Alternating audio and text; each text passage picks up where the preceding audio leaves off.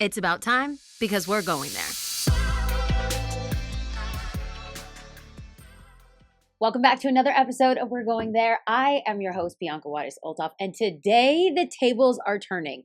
This season is all about mind shifts and the shifts in our mind that need to take place to make us stronger, wiser, and better. And this episode is different because the co-host is actually the host. Welcome, Lauren. I turn over the reins because today I'm scared. Lauren, I'm scared. You are in charge. You are the boss. Oh my gosh, we're letting go of control. What is happening? What is happening? This is the closest to I'll ever feel like I'm going to be Oprah. I get to interview you. You've given me the honor and privilege of getting to interview you on some heavy topics. For those that hopefully listened to our first episode, we had a part A and a part B. Yes. And you shared, what you tell the listeners, what did you share on those episodes? The whole episode was a mind shift on taking a look at being alone and how alone is always associated with something negative, right? Or alone is associated with being unchosen. And this was an opportunity for me to share with our podcast families that I am in the season of aloneness and I am single again. And it is a whole new adventure and one that isn't just something personal, but it's also professional because I am leading alone in this season. And I'm very excited about what I've discovered, not just about God, but what I've discovered about myself and what I've discovered about a community of faith, how powerful a solid community of faith can really be. Oh, I love it. Okay. So if you haven't already, please go back and listen to the past episode and you're going to have more context there. So starting on this episode, we're really going to be honing in on wrestling with grief and new beginnings. So light topics, right? Light topics, but casual, but that's just us. Like heavy, let's go there. But it's so real. And I just think, again, you have this heart and what you've told me repeatedly is like, Lauren, I just want to share my struggles, but also share what I've overcome so it can help other people. And so you've given me the honor of interviewing you.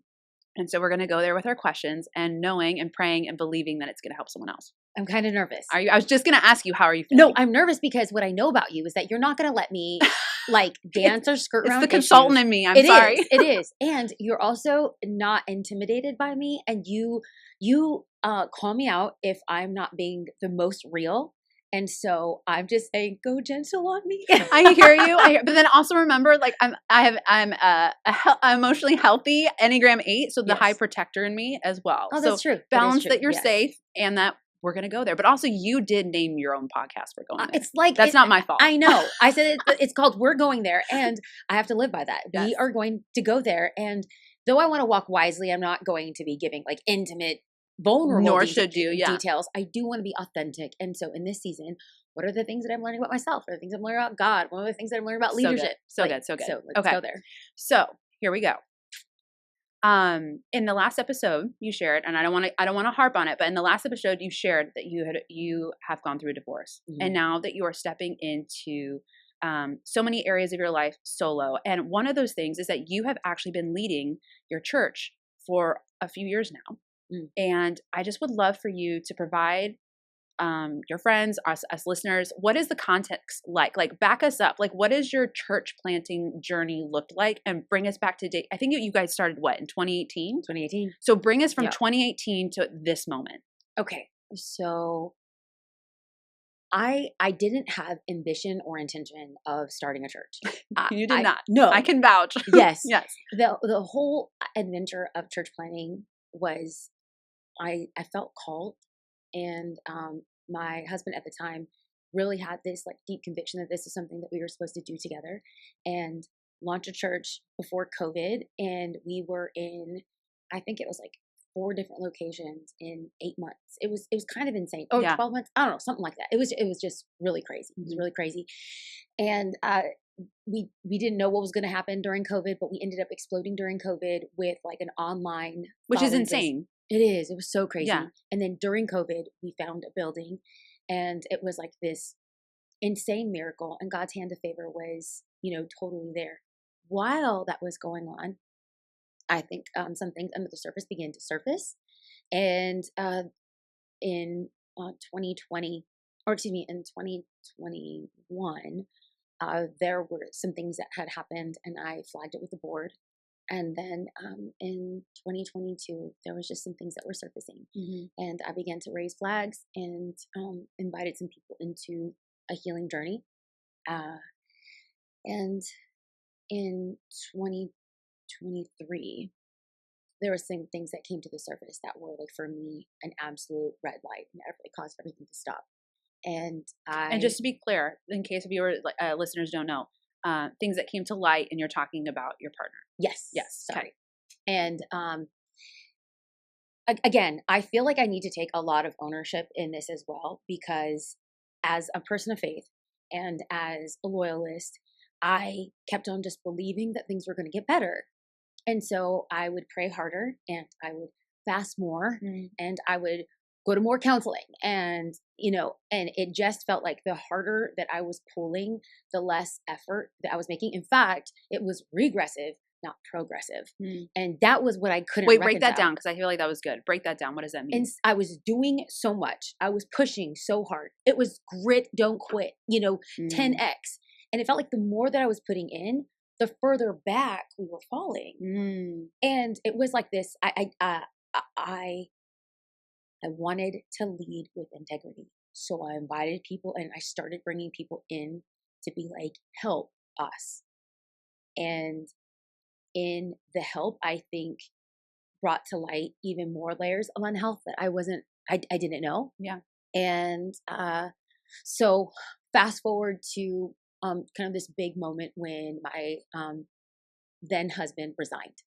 He resigned from church. And you guys are co-senior pastors. So you guys are like doing this together. In the truest form. Like built this church together. Oh, absolutely. Yeah. Okay. Absolutely. And so so some people will say that they're co-leaders, but there's like one that's more prominent, or maybe one is more of like a figurehead or a support. We literally were doing this. Yeah. Building it together. Yeah. I was the primary communicator, and he was doing a lot of the executive stuff. And so it was, I think what was really hard is I didn't know that he was going to resign.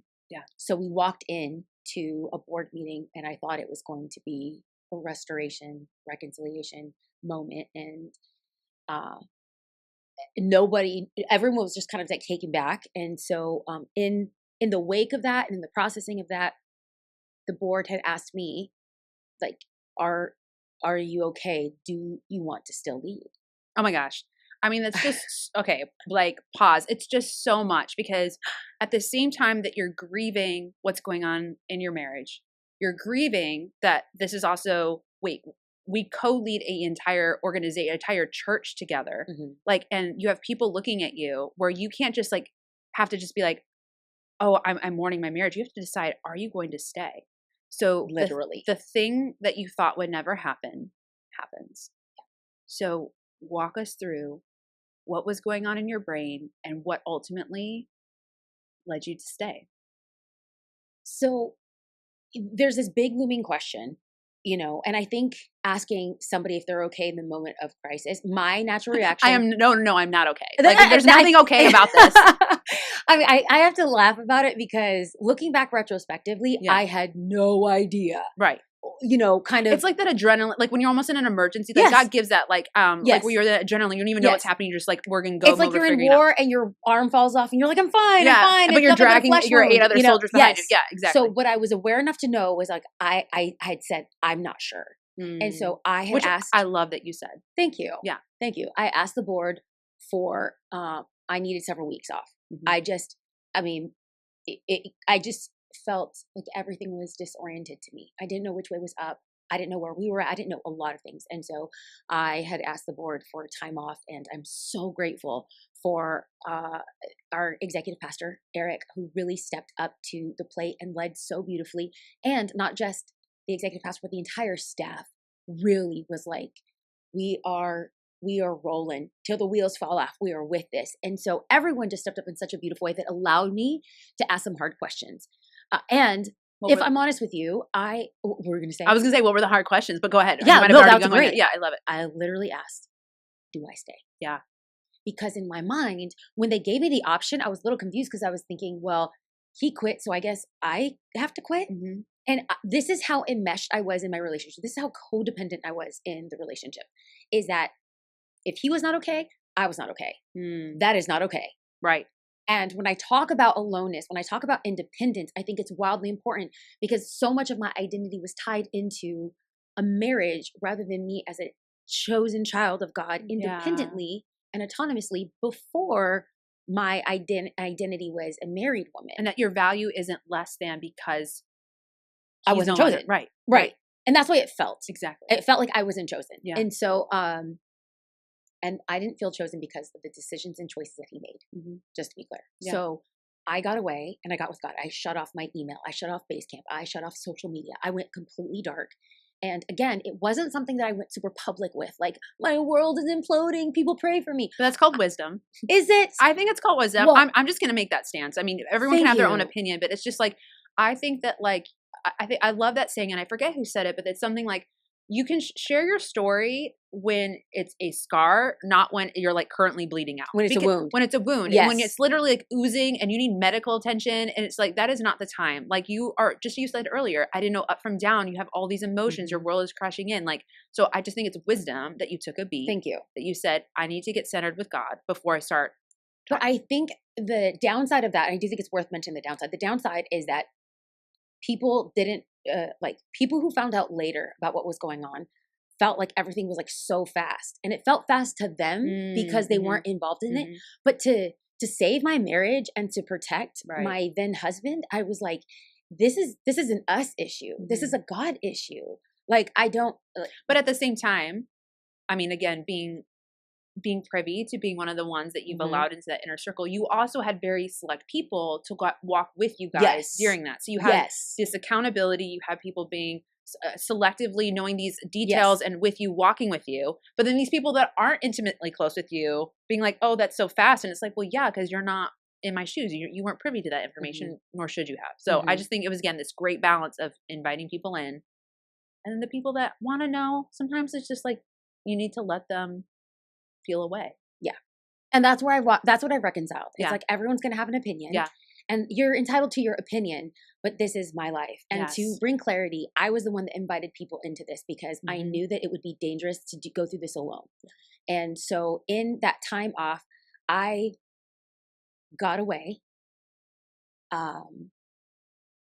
And I invited my then husband to join me in the like latter half of that, because in my mind, to be honest with you, Lauren, at that point, divorce wasn't even an option. It wasn't even on the table. Yeah.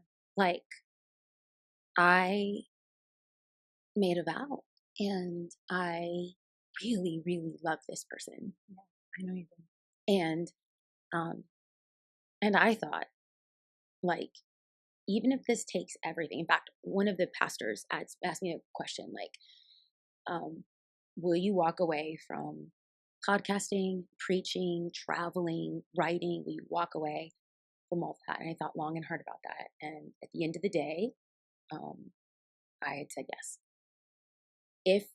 If this meant two people were committed to working out a marriage, I said yes. I had lots of fear, and I also need to admit that I had lots of prerequisites. Like, what does safety look like? And and that's appropriate, right? There's boundaries that need to be put in place. Like, that's safety. That's, again, Lauren. I agree. I don't think everyone did, and I'll just leave it at that. I'll just leave it at that. So I think it was kind of just this like, do you care or not care? Are you fighting or not fighting? I'm like, I want to fight with wisdom because I've just been dragged for years. So forgive me if I'm a little cautious. Forgive me if I'm a little leery or scared, because I just didn't want to put myself in that situation again. So, I don't want to speed through this, but at the same time, this is 3 years I'm trying to distill in a conversation. So what I will say is, I got away, I got with God, and I literally had a conversation with God. I'm like, okay, well, clearly I'm done, because this church planting was not my idea. And yet I am left with this baby, and it's not for me, right? Like, I don't know a single woman that's leading a church. Like, I've never seen it. And I've said on this podcast, you can't be what you don't see. So I was like, well, I'm out. Lauren, I cannot explain this. And for some people, they will still not understand it. And that's fine. I reconcile, that's fine. I have a deep conviction. I have a deep knowing.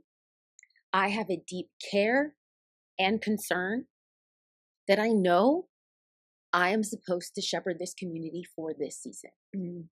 I will also include, I don't think this is forever.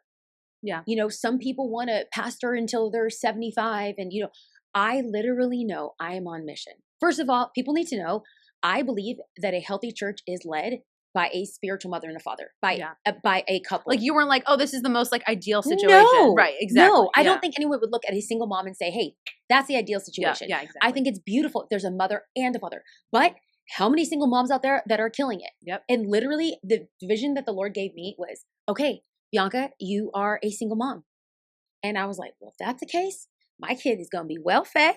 My kid's going to be dressed well. We're going to have a clean house, and I'm going to work extra hard. I'm going to do everything that I possibly can, knowing that this is not ideal. And so I've told the staff, I've told the elders, I've told the board, I've told key leaders in our organization, I'm on mission. Yeah. I'm on mission to raise up the next generation of men and women. I have a timeline. No, there's not a date, but the timeline is, I feel like every day I'm urgently trying to develop men and women, young and old, who love the Lord and are either going to build this church or build another church. But I am pouring everything in. And when the Lord releases me, I'm out.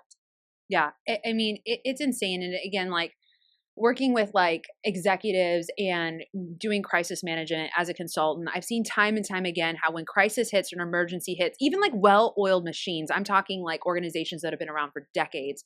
And when the crisis hits, an emergency comes, Bianca, so often, not only do they not make it, but there is just a wake of trauma and travesty and broken pieces everywhere throughout the organization, and they don't survive. And what's been insane to me is insane, and only glory be to God, like literally, but how he's established the work of your hands. And again, we were laughing in the last episode because I brought up how you've called God as your husband, but in that way, how he's coming as your husband. And in this last year, that you've not just survived, but you thrived. And I'm just saying, even outside of being a friend to you, like as a professional, as someone who has done this and has done this for a living repeatedly and seen it time and time again, do you understand how incredible that is? Have you processed that you've literally gone from, when it comes to like leading your church, that you've survived and thrived? Lauren, it's insane. No, it's insane. No, it's and this is like, insane. This is not a sense of false humility. This is literally, God has shown up in a way that I cannot explain. Because Lauren, every person we spoke to said, this is going to split the church. The church isn't going to make it. A church doesn't want to be led by a woman. You know, this is, moral failure, and this is that. And people leave. Lauren, I stood before our church, live and in person, for 3 services. Stood before our church and covered my husband and said that he is not a bad man. He's a broken man who made bad decisions. And at this point, I'm still believing, hey, change is possible, restoration, all this other stuff. But I also told them that he resigned, and that as long as the Lord has called me to this community, I'm going to be faithful to lead. Lauren, the men of the church stood in ovation every single service, Lauren. Yeah. And I'm so... No, but break that down, because it was so powerful. Because I remember getting the voice memo from you afterwards, and I was crying when I listened to the voice memo. What you're saying is when you stood in front of the church and gave the announcement of the change, what you did though, and this is, correct me, but you told me you stood in front of the church and said, like, will you do me the honor of allowing me to still lead you? And that every single service you asked it for, not only did you get a standing ovation, but the standing ovation went on and on and on, and people are crying and you're crying. Is that right? That's what, like, that is so emotional to me. It was shocking, it was stunning, and it was humbling. On the hardest day of my life, in front of thousands of people, I've never felt more alone and yet supported. Alone and not alone. It was the weirdest feeling, Lauren. The weirdest feeling. And here we are, almost a year and a half since that announcement, because we were very honest with the church. We told the church, we did not give details, but we gave honesty. And I walked with amazing pastors through this journey. One of them was Pastor Craig Rochelle, and he said, Bianca, a church will forgive you for being honest, but they won't forgive you for lying. So I think that you can do this healthily and wholly, and the Lord will honor it. And he was 100% right. We are a year and a half removed, and the church has grown 33%. We are at Bananas. 4 services. Bananas. And I'm not saying, because there's someone out there that, oh, church growth isn't a sign of health. And you're right. It's not a sign of health. But what I will say is we haven't had one staff member quit. We have been growing as a community. We are the healthiest that the church has You're ever bringing been. in any areas that do need to be worked on and managed, because you're also like even you brought in me to look at some stuff, and it's like you want to be the healthiest. Wait, hold on. Be. You were very kind and generous by saying you brought me in to think about some stuff. Oh my gosh, And the I know. truth is, 36 hours, a deep dive, 16 interviews, and you and I just walked out of an 8-hour, very honest, brutal. You had, and again, you were so you were such a great leader. Because I mean, when I work with leaders and I do these intensives, and I'm like, hey, here's any elephant in the room. Here's anything you need to look at. Here's any areas for growth. Let's talk about it. So many people get defensive, and you're over here taking no after no after no, and it was just like you're like, okay, you're not saying, at least what I hear you not saying is everything is like sparkly and clean. Like your numbers, the ones you just gave of like, now you're at 4 services because you didn't have enough seats in the house. And what was the other percentage you just gave? You said something. We haven't lost any staff. We haven't lost any staff. We're so the like that's healthiest amazing. That we've ever been. And at the same time, being wise enough to be like, okay, and how are we going to get strong? Because also crisis did happen. And there's holes. Yeah. And there's areas. I love how you say areas of growth. Basically, places where we suck. That's what I'm hearing. I'm like, you're calling it areas of growth. Sorry, that's like, I know I'm just corporate-ese. Okay. No, but it's, but I think that's like really great. Okay. And so talking about that, let's double tap into that in a practical way. So I'm going to talk about some of your things that is most triumphant to you in this experience. But first I want to talk about what are some of the biggest challenges you faced, like practically, specifically, like if there is a leader that's listening right now and they're like, I am trying to manage a crisis in my organization, or I am currently in crisis myself. Like what are practical things that you would give someone or based on the challenges you've experienced? Can I break this down personally and then professionally? Please. I think that there is a bleed over. And so as I'm just externally processing this, I heard it said that an organization is only as healthy as its leader. And I am grateful for some of the things that happened and were revealed in 2020, because it forced me to go on a deep dive of counseling, individual counseling and marital counseling. So we had a marriage therapist, but then I had an individual counselor that worked through, as a performance psychologist. Shout out Dr. Wayne Chappelle, love him, and really helped me navigate developing a strong inner core. That was in 2021. I had no idea. Break down what an inner core, what does that mean for someone? High level of self-awareness. Okay. Not being afraid to take a look at weaknesses, increasing your tolerance for pain, and leading through what I call dancing on broken bones.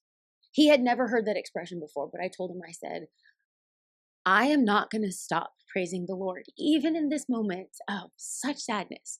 So it feels like I'm in so much pain. It feels like every body in my bone is broken in 100 pieces. And yet I will continue to dance and praise the Lord. He never heard that. His term was leading while bleeding. Yeah. And what happens is that leaders think that we can continue to push forward, but we're actually bleeding out. Right. But if we're still leading, what does it look like to tend to yourself? Right. While tending to the bleeding of others. Exactly. Yeah, exactly. And so a lot of people, and I think people will have opinions and say, when you go through crisis, you just shut everything down and walk away. And I think that works for some. For others, that is not the case. And so what my counselor had walked me through and asked really hard questions. Are you okay? Can you handle it? What are you wrestling with? What are the dark areas of your life? What are the things that you're not telling people? Like I went through a gamut. So personally, a highlight for me was doing a deep dive of work. And in the therapy world, it's like, do the work. Yeah. So that started in 2021. But when the major crisis happened in 22 and 23, I had already been doing the work, but then I took that month off immediately. And then when I came back, I wasn't teaching like I was. I was basically tending to the staff, made the announcement to the church, brought in some key leaders and some key communicators to help lift in the teaching load.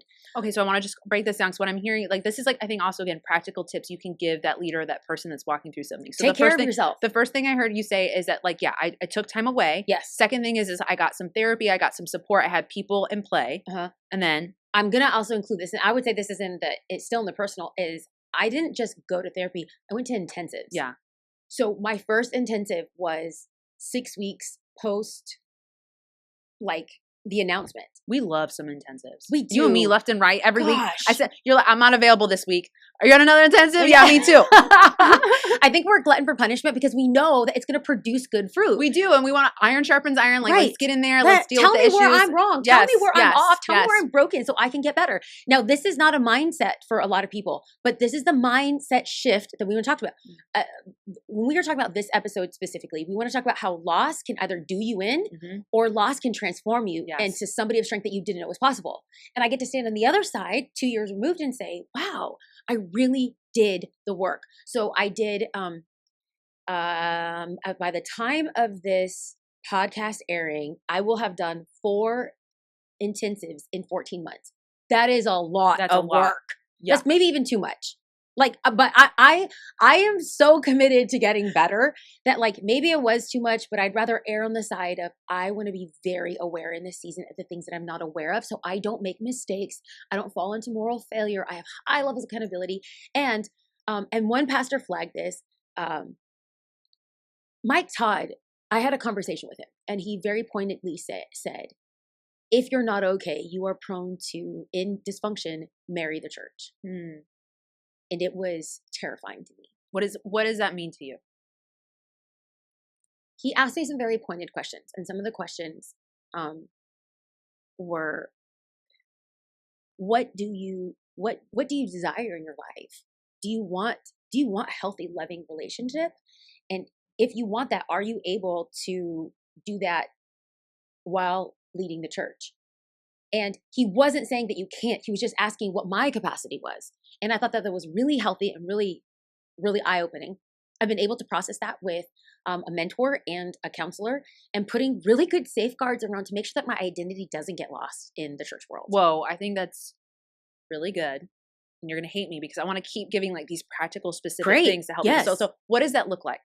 Like you said those guardrails up, like these specific things that are helping with my identity. What does that look like? So first, I want to know. Because you and I joke about this all the time. I'm like, okay, the amount we both spend on self-development, on self-discovery, if we just compare notes, we'll save so much money. So give me the notes. This is free therapy. Everybody take your notes out. Yes. Free consulting with Lauren and free therapy of this podcast.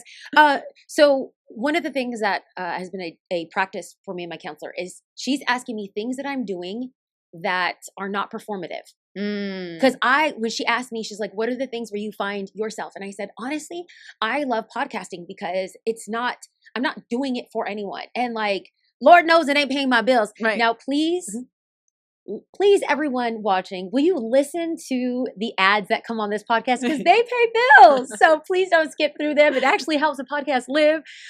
Most people don't know that the podcast is really a labor of love. This doesn't pay the bills, right? So I had said, hey, I love podcasting because I feel like it's a space where I can have honest conversation. She said, nope, because there's a performative side of that. And then I got called out and I realized, okay, wait, what are those things that I'm not getting? And when you say performance, like what does that mean? Does it mean like I didn't know what that meant either? Like yeah, right. Like a sense of honest, like a sense of like, if people are expecting something from you or getting something from you and you feel responsible, it's that exchange. So like lunch with a friend where you feel safe with this person. It's not performance because you're like, hey, I know that whatever I say, even if it's like I have a bad day, I'm safe enough because they know me and I don't have to like try and fix something. You know what we discovered though, Lauren? The thing that I love doing for you when you fly into town and come visit me is cook. What I discovered, believe me, I love it too. What I discovered is that some of the most healing moments are when I'm playing tennis, when I am cooking and hosting people, and when I'm serving. And here's the hard part, not serving when I'm at church, not serving when, people are expecting it. It's when I get to pick up plates from the dinner table from food that I cooked for people, when it is sending flowers to somebody who is in pain, when it is sending a reminder on my calendar at a specific time to call somebody who's walking through a deep, dark valley, and I get to serve them in that way. That has been so much part of my healing journey. When I'm, as my therapist would put, bringing delight in God without a spotlight. That has been so healing for me. I love that. And so the question I'm like, you said these are things that I've identified that will not keep me associated. I need to have an identity outside of the church. And so what do those things look like? And you listed it's hosting. Yeah, hosting, it's serving, tennis, it's getting new emotionally activities, healthy, new activities. Yes, new activities. And okay, so then and not performing. So identifying areas where you're like, this is a place I can just feel safe and not be without the spotlight. Or what is, I love that. Say it again. It's where do you bring glory to God that doesn't require a spotlight? Boom. I know. Boom. Right? Boom. And one of the things that I was like, one last thing that I have to say is being very intentional about my community. Episode 1, part 1 and 2, A and B, we're talking about the power of alone, but I also want to buttress that and give the opposite side, that community and investing in community means that I'm getting on a plane, means that I'm calling, like, for example, some of my closest friends live outside of the United States or outside of California. So I'm sending voice memos to you. I'm calling Melanie in whatever time zone she is around the world. Right. I'm being intentional with Brianna, who is local to me. I am going on walks with Jasmine. So I've doubled down on my community because those are the people that will call me out and not call me cute. Yeah. Like if I'm servicing somebody, if I'm providing a good, or if I'm leading somebody, you're kind of performing that. Are you? I hate saying that because it's about Jesus. But I mean, I guess by definition, I would. Let me just say this though, because again, like I talked about this in the first episode, and I'm going to keep on harping on it because I just think it's so important. And I think it's something that in ministry, in church world, we don't talk about enough. Like Jesus, again, served the masses exhaustively. And then he also had his 12. He had 12 inner circle. And then he had his 3, which was like his intimate circle. And so I just think what I'm hearing you say, and then also Jesus spent a lot of time alone. But what I'm hearing you say is like, you had to double down on your 3. Like who were those 3 or who were those 4 or 5 that you were like, I am being intentional in investing in them, but they're also investing in me and they're calling me out on my stuff and I get to call them out on my stuff. And that is where performance does not lie. And I don't want to hook our audience, but we are going to do we are a whole episode. A whole episode on how to make friends and be a friend and grow a community intentionally. So I'm going to stop right there. I'll pause there and we can continue on with something else. But I just want to bait our listeners because I'm very proud of the relationship that we fostered.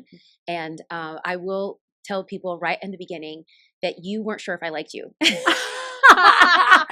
But I like literally, this is where it was like so funny back and forth. I was like, you know what? All these people like Bianca. I'm not going to like her. Like we'll save that for that friendship episode. We'll save that was for the friendship. Yes. Here we are 8 years later. I just am slow. I'm slow to trust people because clearly I have trust issues. And I have trust issues. So what do you do when 2 people with massive trust issues walk into a room? Right. That was us. Yeah. And 8 years later, here we are. All the highest, and then all the highs and all the lows. Oh, yes. It's that person. Yes. Love it. So I was like, those are the things that I did professionally and personally. And there was a bleed over. They weren't so clean cut and separate, but that's really what I did to make sure that I was staying healthy and that my identity was not married to the church. And so like something that like I'm repeatedly hearing is like, there's this massive disruption. There's this massive loss. Yes.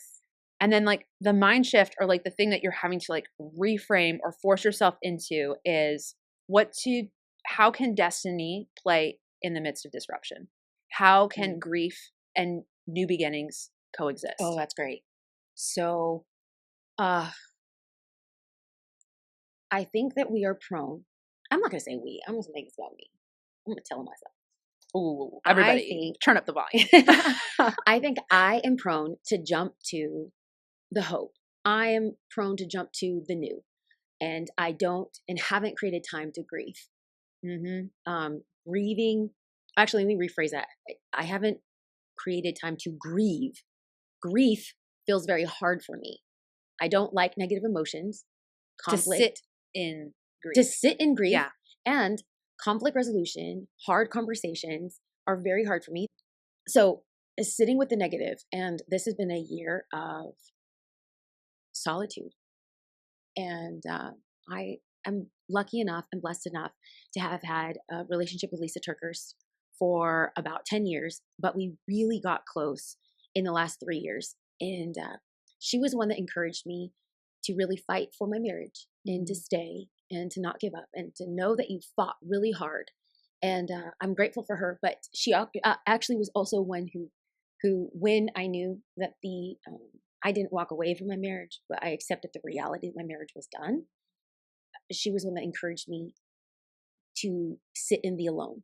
So I listened to one of her podcasts on therapy and theology that was talking about our emotional, what is that? Your types, your love types. Attachment. Yes. Attachment. Wait, styles. no, attachment styles or Attachment love. st- Okay. Attachment styles. Okay. Attachment styles. It's great. In fact, I'm going to link that podcast episode in my podcast show notes because that was a fabulous episode. I sent it to my friends. I sent it to you. I sent it to Jasmine. I mean, I sent it to coworkers. And so I realized that my attachment style is anxious. I have an anxious attachment style. And I'm like, but I called her and I'm like, Lisa, great episode. So you told me I'm broken. How do I fix myself? Right. And she laughed and she has the same attachment style. She said, Bianca, you have to be alone. And as we discussed in episodes 1, part A and B, is I don't like being alone. I always associated bad things happen to me when I'm alone. And so it was terrifying. So over the last year and a half, I have been very intentional to not go out and hang out. I'm not even talking about dating. That's like not even the Richter scale. I'm talking about even with people that I don't have a relationship, a pre-existing relationship with. I have been alone. I had another sabbatical in 2024. I took an entire month. The board approved of it. The staff approved of it. My family approved of it. And instead of running off and going on vacation, Lauren, I stayed home. Yeah, no, you literally sat in grief. Yes. And spent time alone. I didn't spend time. There I was didn't not fly like to vacations. you. I didn't go on vacation. I went to therapy. Yeah. I maintained my therapy. But I literally was alone. That first week, I just stayed in my home alone. And it was the hardest thing. Do you think it was the hardest thing? And I want to go back to that idea again that you said, like, you're very like, let's go, mission oriented, move fast. But like this idea of sitting, allowing yourself to sit in that grief. Did that first week of being alone where you're not going into work, everything has been removed from you and you're sitting in that grief, like walk us through. What were you feeling? I wanted to numb. What were you feeling? I wanted to numb. I told myself that there was, and I hope this is not a stumbling block to anyone, but I feel like I have to be like true. Like I told myself early on when all this crisis was happening that there's like no room. There's no room for alcohol. Everyone has liberty and I'm fine with that. But because I was walking through crisis, I didn't want to lean on something. Right. And so in this time, I was like, I'm still going to go to therapy. But what I found myself doing is finding other ways to numb. Yeah. So I lost myself in a Hulu documentary. I think that first week was really hard. This sounds like, oh, I'm so healthy and I had alone time. No, it was so real. Mourning. But it is mourning. Yes. And like what we said earlier in that first episode was the idea of we want to numb, we want to anesthetize, or we want to go do work, like you were saying, go work, go be, go fast. It's one of those addiction or anesthetizing. Right, yes. right. So, jinx. So for me, I still worked out every day. I still set an alarm clock. You had new activities. You had activities that I was doing. Yeah. And I was doing them not because I'm like, oh, gee, I'm so healthy. I was doing them because I was afraid of really going into a dark place. Mm-hmm.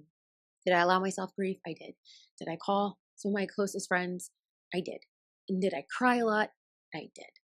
I also cooked. I also played tennis. I also visited my family. I also hung out with my dog. But in that time, I really, really was like, I have to sit with grief. Mm-hmm. And I had to be okay with being very, very alone.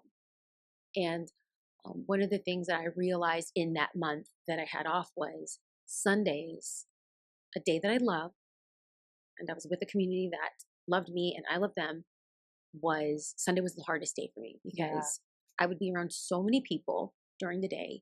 And then while everyone was going with their family to go eat or with their friends to go eat, I'd get in my car and I would be in absolute silence and I would drive home alone. Yeah. And then I get home and I'm alone and I eat alone and I sleep alone. And I kept on telling myself, this is grieving. Mm-hmm.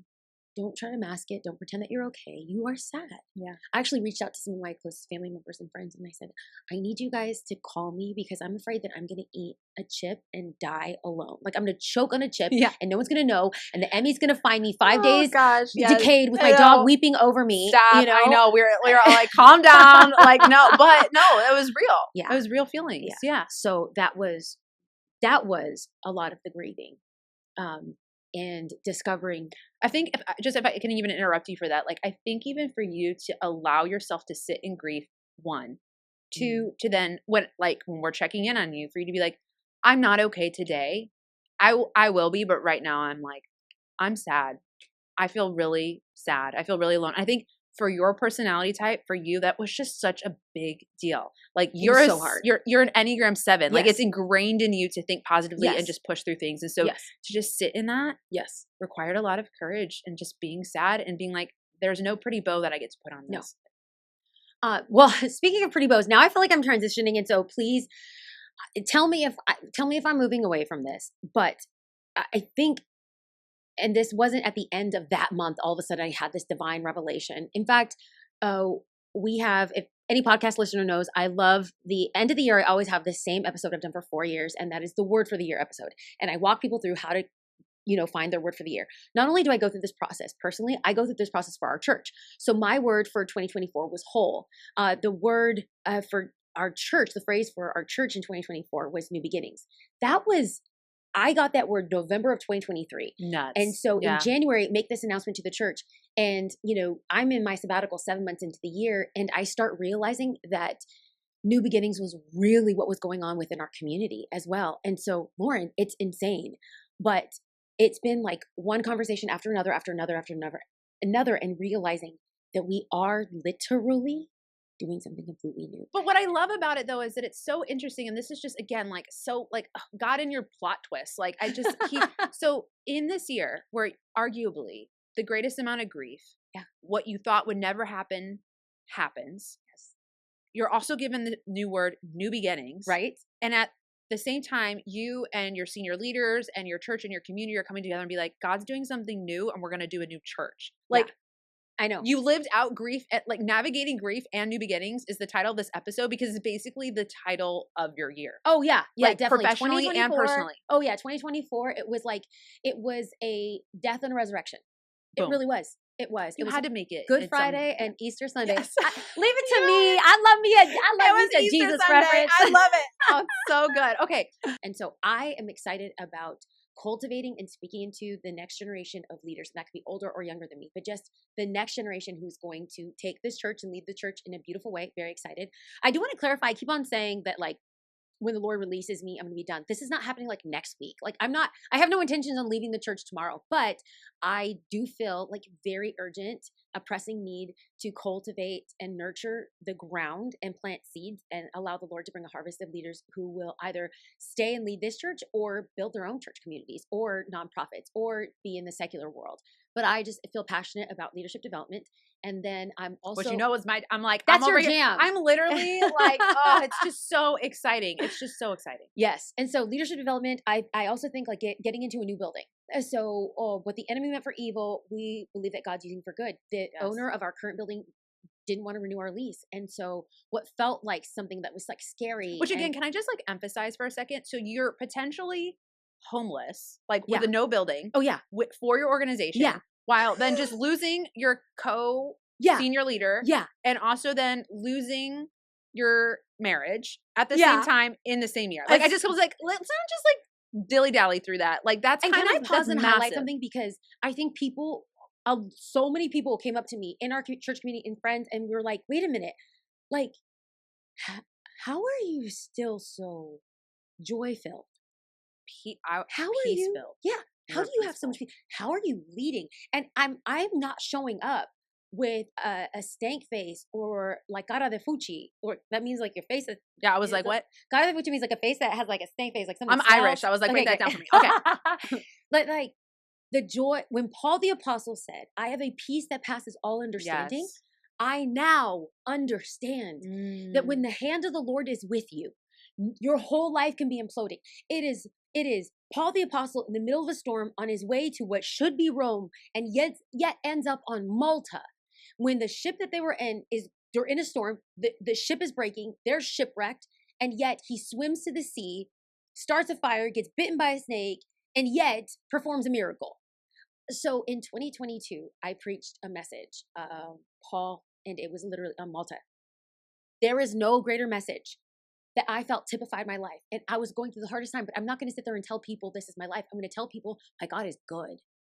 And God will use your greatest pain to reveal such a powerful purpose that people are going to find health and healing and wholeness on the other side of what has hurt you and was meant to break you. And so I get to stand and testify, my God is good. Yeah. He is faithful. And now I get to be in a place where I am genuinely pointing to the glory of God as being like the very thing that carried me in such a hard season. It's so good. And the question I was going to ask is like, what you've walked through, how has that shaped your vision or your perspective of the future? And like what I'm just hearing you say is like, I have literally walked through hell and back.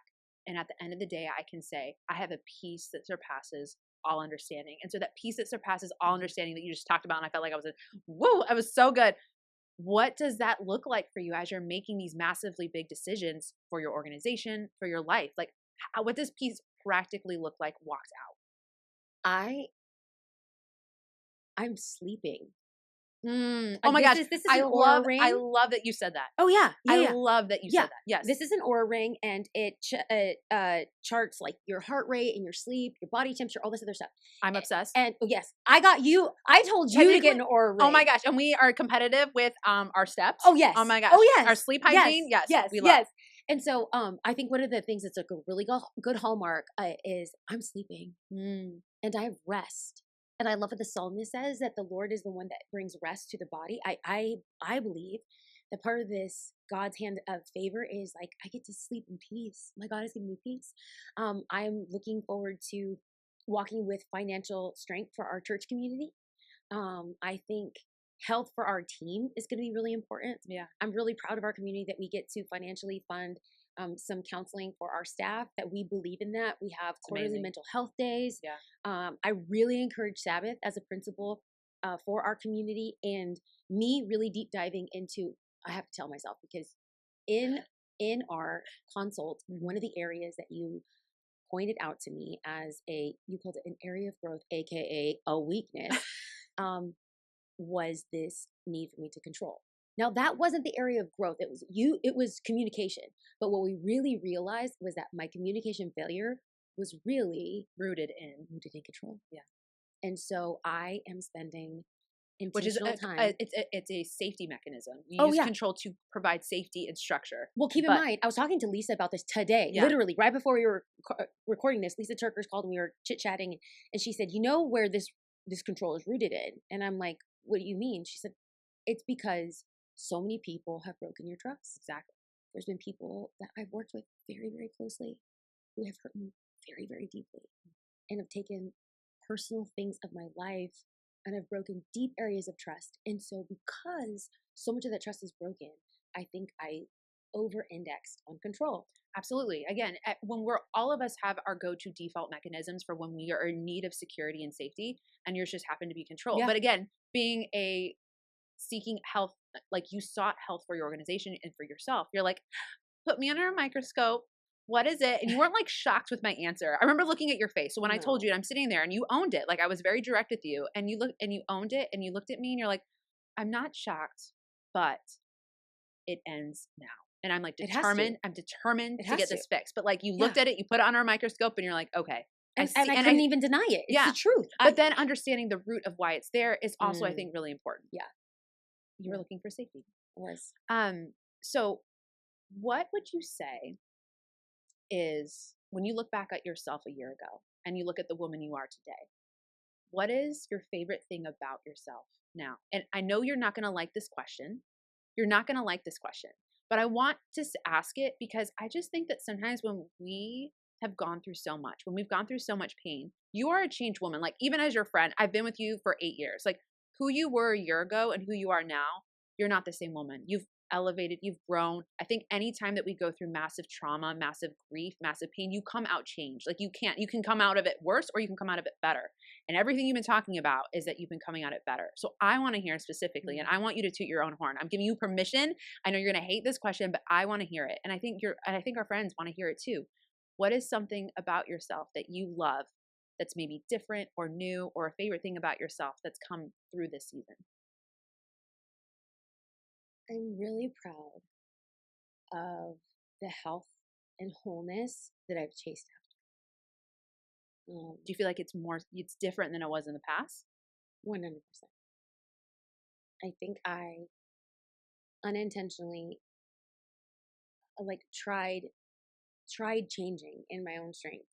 And unfortunately, it took a breaking and the end of something that would release me into being who I am today. But health on all fronts, physical, spiritual, emotional, and financial. And I'm proud that I am the healthiest I've ever been. And I'm proud of that. As you should be. As you should be. All right. I just have 2 more questions for you. I want to hear. This is so awkward for me, by the way. I know, just it's have to tell you, so I'm like cringing. awkward. You're I'm like, cringing are we because done? Are we no, done? we're not. Because you Okay, also, okay. listen, for all of us that are like, you talk fast, you move fast, I'm like, we're taking this time. And I even briefed before we sat. Friends, I told her before we even started this podcast, I'm like, we are going to take our time. We're going to take our time. So I have 2 more. Okay. What would you tell Bianca a year ago if you could say something to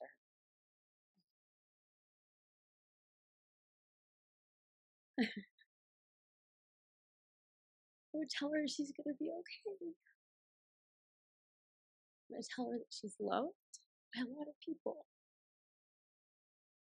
She is going to learn a lot about areas of failure and weakness. And I would tell her that she is going to see how strong she really is. Last question. What would you tell someone who's going through the exact same thing you are right now? You're going to be okay. There's a possibility. If you do the work, you will be the strongest you will ever be. Thank you for bearing with me through it. Thank you for your honesty. Thank you for your transparency. I love you. I love you too. Friends, thank you so much for being part of this podcast community. I'm going to link out to Lauren's website, social media handles.